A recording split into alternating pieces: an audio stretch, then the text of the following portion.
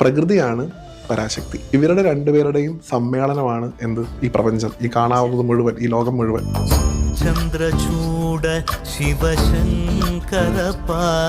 നമ്മൾ ഇന്ന് നമ്മുടെ ലൗകിക ജീവിതത്തിൽ കാണുന്ന പ്രണയവുമായിട്ട് ഒരിക്കലും ശിവന്റെ പ്രണയത്തെ അല്ലെങ്കിൽ സതിയുടെ പ്രണയത്തെ ഒന്നും തുലനം ചെയ്യാൻ നമുക്ക് സാധിക്കില്ല.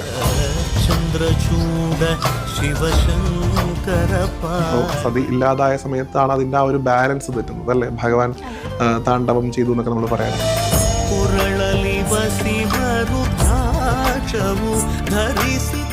ആ പ്രകൃതി പുരുഷനും ഇല്ലാതാവുന്ന സാഹചര്യം ശരിക്കില്ല.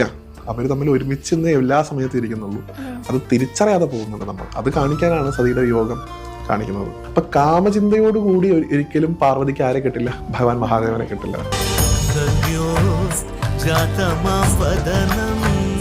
ശിവനിലേക്കുള്ള ഏറ്റവും എളുപ്പ വഴി എന്ന് പറയുന്നത് ശക്തിയാണ്.